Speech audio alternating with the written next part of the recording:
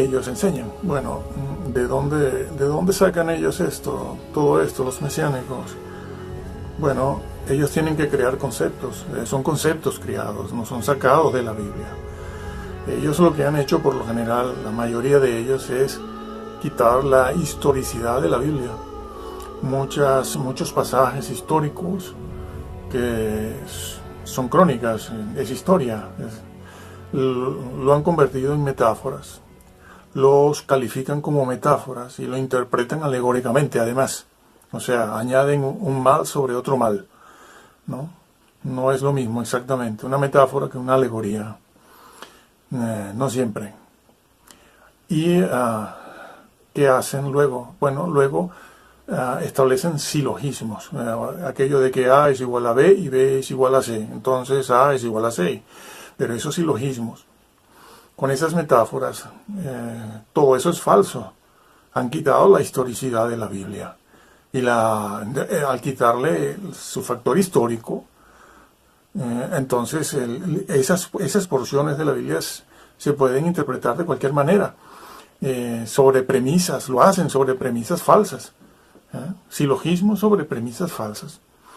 La Biblia así, de esa manera, puede decir cualquier cosa que quiera el mesiánico de turno, el maestro mesiánico, el rey mesiánico de turno, o el que esté escribiendo esos libros que luego leen muchísimos cristianos y lo creen. Las premisas falsas son falsas porque parten de conceptos o una doctrina preconcebida que dice que, entre otras cosas, no puede existir una Trinidad y no puede el Redentor, Jesús, no puede ser una persona diferente a Dios mismo, los modalistas, o Jesús, el Redentor, no puede tener deidad, los adopcionistas, ¿no? En términos generales. Entonces, parten de esas premisas.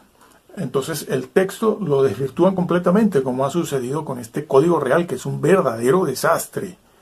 Peor que lo que hicieron los ruselistas en su momento. No ha habido una traducción, una versión tan desastrosa como esta del Código Real. No, han suprimido cosas y refleja la doctrina preconcebida que ellos tienen. Es decir, que no hay entonces una doctrina, el resultado no es una teología objetiva, porque no se han basado en documentos objetivos, sino que lo han torcido todo, y depende del mesiánico que escriba y que se lea, se creerá una cosa o se cree la otra. Entre ellos. Ellos creen una cosa o creen otra, depende del mesiánico. Y como ya he dicho antes, están enfrentados. E incluso se corrigen unos a otros. Se lo hemos visto en internet. Se corrigen. Y se hacen causa común con los mormones. Una cosa increíble. Dicen, lo hemos escuchado, está en internet también.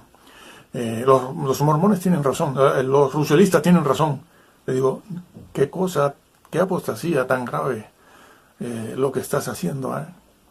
Y claro, como otro sector de la cristiandad está distraída con las bombas, con el tema de la fe, la prosperidad, los bailes, las danzas, pues cada quien está creyendo lo que le da la gana.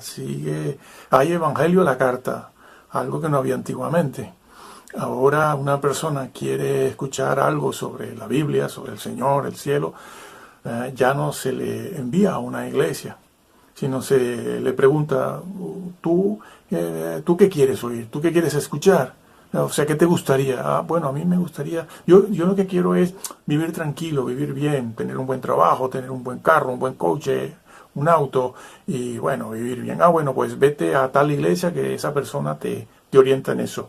Y abren la Biblia allí y la leen y hablan del Señor muy poco, porque eso aburre. Por cierto, que los mesiánicos muy poco hablan de la redención, muy poco, y no lo hacen con la fraseología bíblica. Los mesiánicos no emplean la fraseología bíblica para hablar de la redención, de la salvación, ¿no? Solamente la Torá y el Padre. Del Redentor, nada. Y Yeshua o Yeshua, depende de quién lo pronuncie, porque hay más de 3 o 4 pronunciaciones distintas. Bueno, en cuanto al nombre de Jesús, ¿no?